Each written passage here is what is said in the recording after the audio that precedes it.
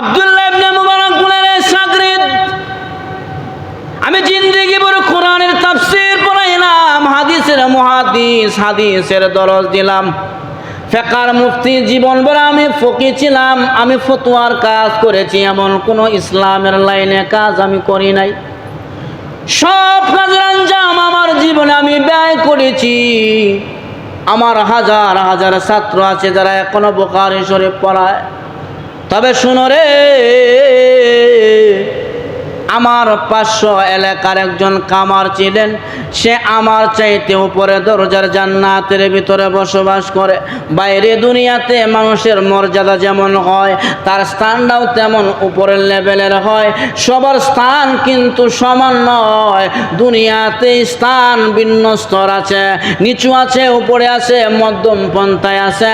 আল্লাহ জান্নাত ওই লেভেলে বান্দা বান্দিকে দিবেন যে নাকি আল্লাহর একজন মুকাররব, আল্লাহর খাঁটি গোলাম।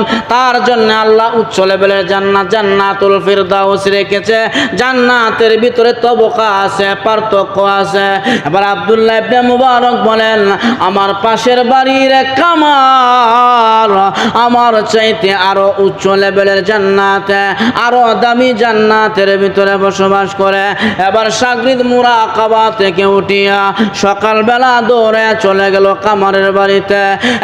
কামারের বিবি গো, আপনার স্বামী আছে? বলে না, আমার স্বামী তো মারা গেছে, দুনিয়াতে বিদায় হয়ে গেছে।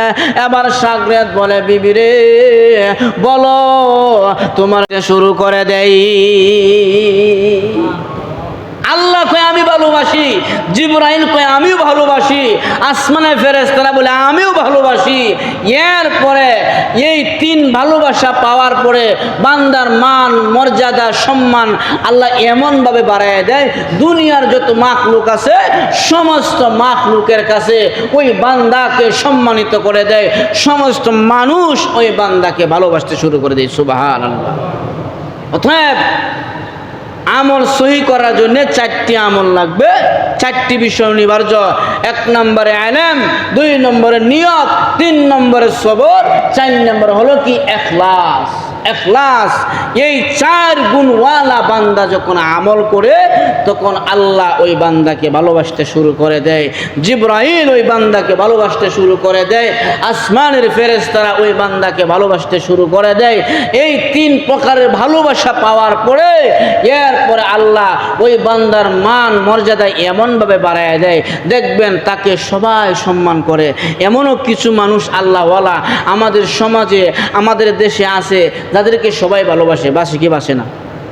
অন্তর থেকে আসে, বলে যে না ওই লোকটা আল্লাহওয়ালা, ইখলাসওয়ালা, আমলদারি ব্যক্তি, তাকে ভালোবাসে মানুষ, এমনিতে ভালোবাসে। হুজুর আপনারা ভালোবাসি, আপনার প্রতি আমাদের মুহাব্বত আছে, আপনাকে কেন জানি ভালো লাগে, আপনার কথা, কাজ, আমল, আচার আচরণ কেন জানি ভালো লাগে। এটা কেন না, ওই যে সে যে আল্লাহকে মুহাব্বত করে ইখলাসের সাথে আমল করছে, আল্লাহ তাকে ভালোবাসছে, জিবরাইল ভালোবাসছে, আহলুস সামাই, আসমানের ফেরেশতারা তাকে ভালোবাসতেছে, যার কারণে দুনিয়ার সমস্ত মাখলুকও তাকে ভালোবাসতে শুরু করে দিয়েছে। অতএব আমাদের আমল সহি করার জন্য 4টি জিনিস অনিবার্য।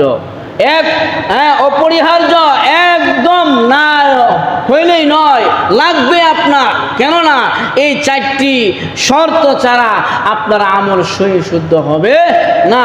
এজন্য 1 নম্বরে ইলম, 1 নম্বরে কি ইলম, 2 নম্বরে হলো নিয়ত সহি করা, 3 নম্বরে হলো আপনার আমলের মধ্যে সবর, আমলের মধ্যে ধৈর্য ধারণ করা, 4 নম্বরে হলো আপনার ওই আমলটা ইখলাসের সাথে করা। দেখেন, যদি কোনো মানুষ ইখলাসের সাথে আমল করে, সে যদি বড় শিক্ষিত না হয়, যদি 4টি ইলম, 4টি আমল তার ভিতরে থাকে, 1 নম্বরে ইলম, 2 নম্বরে নিয়ত, 3 নম্বরে সবর, 4 নম্বরে ইখলাস, এই 4টা শর্ত নিয়ে যদি, 4টা বিষয় নিয়ে যদি কোনো মানুষ আমল শুরু করে দেয়, সে বড় জানলে ওয়ালা না হইলেও তার মান, মর্যাদা, সম্মান আল্লাহ এত উচ্চ লেভেলে পৌঁছায় দেয়। লক্ষ্য করে দেখেন, আব্দুল্লাহ ইবনে মুবারক রহমতুল্লাহ আলাই, যিনি ইমাম বুখারী রহমতুল্লাহ আলাই উস্তাদ ছিলেন, আব্দুল্লাহ ইবনে মুবারক, এত জবরদস্ত আলেম, যিনি জিন্দিগিভর হাদিসের দর্শ দিচ্ছেন, কোরআনের তাফসীর পড়াইছেন, এমনকি ফিকহ শাস্ত্রের মাসআলা মাসাইল ফতোয়ার কাজ করেছেন। জিন্দিগিটা উনি শুধু আল্লাহর পথেই ব্যয় করেছেন। আব্দুল্লাহ ইবনে মুবারক অনেক জবরদস্ত আল্লাহওয়ালা ছিলেন, অনেক বড় আলেম ছিলেন। উনার ইন্তেকালের পরে উনার সময়ে আরেকজন লোক মারা গিয়েছিল, উনার বাড়ির পাশের একজন কামার। উনি কি করতেন? পেটের তাগিদে ওই যে কামারের দোকানে কয়লাগুলো আগুন দিয়ে জ্বালিয়ে লোহা দিয়া বিভিন্ন দা কন্তা কোরাল বিভিন্ন জিনিস বানাইতেন। তো ওই কামারও মারা গেল, আব্দুল্লাহ ইবনে মুবারকও মারা গেছে। দুইজন একই গ্রামের পাশাপাশি একই সময়ে মারা গেলেন আকপিস। কিছুদিন যাওয়ার পরে আব্দুল্লাহ ইবনে মুবারক, ওনার তো হাজার হাজার লক্ষ লক্ষ ছাত্র, বড় বড় বুজুর্গ, একদিন এক বুজুর্গ ছাত্র মুরাকাবা করছে। মুরাকাবা যাদের অন্তর চক্ষু খোলা আছে, কাশফুন নাস তাদেরকে বলা হয়, যাদের অন্তর খোলা। মুরাকাবার ভিতরে ওই আব্দুল্লাহ ইবনে মুবারকের ছাত্র ওনার উস্তাদরে পাইছে, উস্তাদ তো মারা গেছে। তো উনি মুরাকাবার মধ্যে জিজ্ঞাসা করলেন যে উস্তাদ, আপনি তো জিন্দিগি ভর হাদিসের দর্শ দিচ্ছেন, কোরআনের তাফসীর পড়াইছেন, ফিকহার মুফতি ছিলেন, ফিকহার মাসআলা দিছেন, এখন বলেন দেখি আপনার কবরের জিন্দিগি পরপারের জিন্দিগির হালতটা কি? বলে আলহামদুলিল্লাহ ভালো, আল্লাহ ভালো রেখেছে। তবে আফসোস হলো আমার পাশের বাড়ির এক কামার, সে আমার চাইতে আরো উপরে দরজার জান্নাতের ভিতরে বসবাস করছে। যদিও সে কামার এত এলেম নাই, এত জান্নাওয়ালা না, কিন্তু উনি একজন বড় মাপের আলেম। স্বামীর দুনিয়ার জিন্দিগির আমল কেমন ছিল, কিভাবে সে আমল করত, তার কি আমল ছিল গো, আমল সম্পর্কে আমাদেরকে একটু জানান। এবার কামারের বিবি বলেন, কে আপনি? আপনাকে তো আমি চিনি না, আমার স্বামী সম্পর্কে আপনি জানতে চেয়েছেন। তবে শুনেন, আমার স্বামী তো বড় মাপের আলেম না, আবেদ না, দরবেশ না, কিছুই না, সাধারণ একজন কামার। উনি সকালবেলা খাবার দাবারকে ওই লোহার পারে বসিয়া লোহা গলাইয়া কন্তা কুড়াল বানাইয়া যা কিছু সে বিনিময় পাইতো ওই হালাল কামাই দিয়ে আমাদেরকে চালাইতেন। আর আমার স্বামীকে আমি জিন্দিগি ভর দেখেছি, আমার স্বামী খুব এখলাসের সাথে, বিনয়ের সাথে, এমন কি গুরুত্ব দিয়াম আমার স্বামী 5 ওয়াক্ত নামাজ আদায় করতেন। এমনও আমি দেখেছি ওই লোহা যখন গলাইয়া হাতুড়ি দিয়া বাড়ি দিবে ওই লোহার মাঝে, ওই হাতুড়িটা মাথার উপরে উঠাইলেন, ওই হাতুড়ি লোহার মাঝে যখন বাড়ি দিবে, এমন সময় আল্লাহু আকবার ধ্বনি মসজিদের মিনার থেকে মুয়াজ্জিন দিয়া দিল। আমার স্বামী হাতুড়িটা সামন দিকে না ফালাইয়া পিছনে ফেলে দিয়া তাড়াতাড়ি করে চলে গেছে মসজিদে। এখলাসের সাথে, একনিষ্ঠার সাথে, বড় গুরুত্ব দিয়ে বিনয়তার সাথে আল্লাহকে সাজদা করেছে।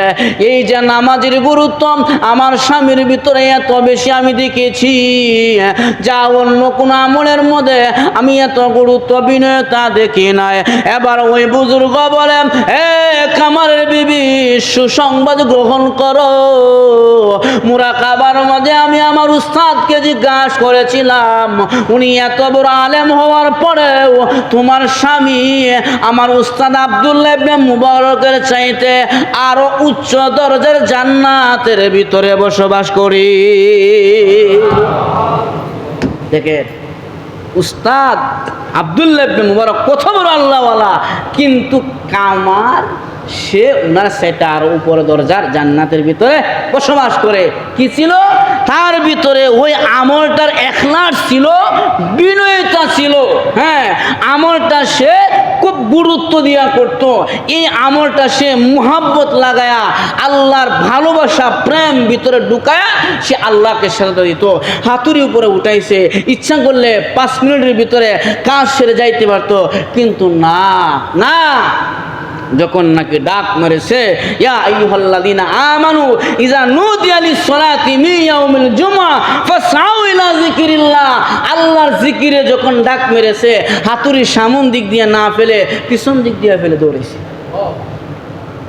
ইখলাস, বিনয়তা, গুরুত্ব। আজকে আপনার আমার ভিতরে ইখলাস নাই, বিনয়তা নাই। আজকে আপনার আমার ভিতরে গুরুত্ব নাই। আপনি নামাজ পড়ি, নামাজের মধ্যেও মুসল্লি খেলা করে, আছে না নাই? ইখলাস নাই। পাঞ্জাবি ডলতাছে, মাথা খাওয়াইতেছে, লুঙ্গি বিনতেছে। অথচ সাহাবীরা নামাজ পড়লে উড়ন্ত পাখি এসে মাথায় বসে গেছে, পাখি মনে করেছে মনে হয় গাছ। আর আমরার যদি নামাজে দাঁড়ায় একটা মশা কামড় মারলে একেবারে সাইজ মতো একটা তাৎপর যেমন দিছে, আরো 10 বেটা কিরি এত আওয়াজ করতে হইল। হ্যাঁ, একটা মশা কামড় মারলে জোরে তাৎপর দেই, জায়গা শেষ, ফিনিশ। এদের একটু লড়াছড়া করো, মশাটার পরে পাও নাই। ইখলাস নাই, বিনয়তা নাই। অনেক মুসল্লি তো আমি এমনও দেখছি, মুসল্লি নামাজে দাঁড়াইছে, টেলিফোন আসছে, নামাজ বাদ দেখো হ্যালো হ্যালো। এমন মুসল্লি আছে নামাজে দাঁড়াইছে, এক রিয়াত পড়েছে, লুঙ্গিটা হোস হয়েছে গা, এখন বেড়া নামাজের নিয়ত সারে লুঙ্গি ফিন দেয়। আচ্ছা কোন দিহি এই যে নামাজের ভিতরে সে যে লুঙ্গি 2 হাতে ফিনলো, এটার মাস আলাদা কি? এটাকে বলা হয় আমলে কাসির। আমলে কাসির, নামাজে আমলে কাসির করলে নামাজ ফাসেদ হয়ে যায়, নষ্ট হয়ে যায়। আপনি নামাজে দাঁড়াইছেন, স্বাভাবিক শরীরে কাউজনে উঠতেই পারে, খুব বিনয়তার সাথে আপনি এক হাত দিয়া যে জায়গায় কাউজনে উঠছে আপনি একবার করতে পারেন, দ্বিতীয়বার করতে পারেন। হরদম খালি আপনি এক হাত দিয়ে খাওয়া যেতে সারা শরীর। আবার লুঙ্গি হস হয়ে গেলে আপনি এক হাতে কাজ করেন। নামাজের মাঝে যদি কোনো মানুষ এমন কাজ করে যা বাহির থেকে আরেকজন ব্যক্তি দেখলে তাকে মনে করবে সে নামাজে না, এমন কাজ যদি কোনো মুসল্লি নামাজে করে তাহলে তার নামাজ ফাসেদ। এটাকে বলে আমলে কাসির। নাকি কি বলা হয়? আমলে কাসির। নামাজে দাঁড়াইছেন, এখন আপনার টুপিটা 2 হাতে আপনি, এটাকে বলা হয় কি আমলে কাসির। আর একজন বাইরে থেকে দেখলে নামাজও নাই মনে হয়, নামাজের আগে মনে হয় টুইটা আবার ঠিক করতেছে, এমন ধারণা করবে না? এমন ধারণা করলে আপনার নামাজ ফাসাদ। আপনি নামাজের লুঙ্গি ফিনতেছেন খুব সুন্দর করে এক রিয়াত যাওয়ার পরে একা একাই, তাহলে আরেকজন মানে বেচারা মনে হয় নামাজের প্রস্তুতি নিতেছে কেবল। এমন করলে আপনার আমল বাদ, নামাজ ফাসাদ, নষ্ট। এটাকে বলা হয় কি আমলে কাসির।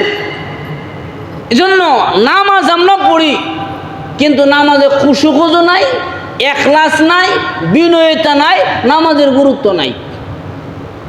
নামাজ দাঁড়াইছে, ফ্যান ঘুরতেছে, দেখতেছে, আমার কেয়া কি কনা করছে, কে আপনার ধ্যান খেয়াল। আর সবারই তানবীর রহমাতুল্লাহ আলাইহি লিখছেন কোনো মানুষ নামাজে এইভাবে দাঁড়াবে যেন বাইতুল্লাহ তার সামনে, ডান দিকে জান্নাত, বাম দিকে জাহান্নাম, পিছনে আজরাইল ধাওয়া করছে, এই মুহূর্তে তোমাকে দুনিয়া থেকে নিয়ে যাবে। এটাই তোমার জীবনের শেষ রুকু, শেষ সাজদা, শেষ নামাজ। আর আপনার নামাজ হবে না, আর রুকু হবে না। এমন ধ্যান খেয়াল নিয়ে নামাজে দাঁড়ানো, এটাকে বলা হয় খুশুকুজওয়ালা নামাজ। নামাজে দাঁড়ায় এদিক সেদিক তাকানো, লুঙ্গি ঠিক করন, মাথা দাড়ি খাওয়ানো, হ্যাঁ পাঞ্জাবি ঠিক করন, এসব নামাজের মধ্যে বদ আমলতার প্রকাশ পায়, বদ্দিনই প্রকাশ পায়। এই জন্য আমার ভাইয়ারা, আমল সহি করার জন্য 4টি বিষয় অনিবার্য। 1 নম্বরে, এই 4টি বিষয়ের মধ্যে প্রথম নম্বরে হলো আউয়ালুহা আল ইলমু ক্বাবলা বাদিহি।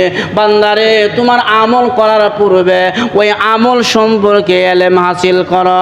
2 নম্বর নিয়াতু মাবদাইহি, যে আমলটা তুমি করতে যাচ্ছ ওই আমলটা করার পূর্বে তুমি আমলের নিয়ত করো। 3 নম্বর আসসিবিরু ফি ওয়াসাতিহি, যে আমলটা তুমি করবা, ওই আমলটার মধ্যে সময় দিবা, ধৈর্যের সাথে সবরের সাথে আমলটা করবা। 4 নম্বরে আল ইখলাস ইনদা ফারাগিহি, বান্দারে আমলটা যখন তুমি করবা ওই আমলের ভিতরে ইখলাস ঢুকায়া দিবা। আমার তেলাওয়াতকৃত আয়াতে আল্লাহ বলেন ওয়ামা উমিরু ইল্লা লিয়াবুদুল্লাহ মুখলিসিনা লাহুদ্দিন। আল্লাহ আদেশ করেছিল, হে আমার বান্দা বান্দিরা, আমি আল্লাহকে স্মরণ করবা, আমি আল্লাহর ইবাদত করবা, তবে এইভাবে করবা এক নিষ্ঠার সাথে, একবারে মুখলেস হয়ে ইখলাসের সাথে আমি আল্লাহর ইবাদত বন্দেগী করবা। বেখেয়ালি না, বেখেয়ালি ইবাদত করিও না, ইবাদতের মধ্যে রং তামাশা করিও না, ইবাদতের মধ্যে গুরুত্বহীনতা প্রকাশ করিও না। গুরুত্বের সাথে, আজমতের সাথে, বিনয়তার সাথে আমি মালিকের ইবাদত করবা। আদেশটা কার? যেরকম কার? আল্লাহ বলছেন ওয়ামা উমিরু ইল্লা লিয়াবুদুল্লাহ মুখলিসিনা লাহুদ্দিন। এই দিনের ব্যাপারে যখন নাকি তোমরা ইবাদত করবা আমার বান্দা বান্দিরা, তোমার ইবাদতের মধ্যে একনিষ্ঠা যেন ইখলাস থাকে, গুরুত্ব থাকে, বিনয়তা থাকে, আজমত আর মুহাব্বত থাকে, ওই বিষয়টা যেন আপনার ভিতরে কাজ করে যে আমি আল্লাহকে সেজদা দিচ্ছি, পৃথিবীর বাদশাহ যিনি, ওই বাদশার কদমে আমি পড়ছি। যখন এমন ধ্যান ধারণা, এমন গুরুত্ব দিয়ে আপনি সেজদা করবেন, এক সেজদায় মেয়া জমিনে মাত্র সেজদা ফালাইবেন, আপনার সেজদার পাওয়ার আল্লাহর আসমান আরো সহ কাঁপতে আরম্ভ করবে। এক সেজদায় আসমান কাঁপবে, জমিন কাঁপবে, আল্লাহর আরশ কাঁপবে। আল্লাহর বান্দা আল্লাহকে সেজদা দিয়েছে, সেজদার এত পাওয়ার। আজকে মানুষ সেজদা, আহা, যুবক সেজদায় দিতে চায় না, যুবক সেজদায় দিতে চায় না, আল্লাহকে সেজদা দিতে চায় না, রাসূলের সুন্নত তরিকা চলতে চায় না। দেখেন মানুষ এখন দেউলিয়া হয়ে গেছে।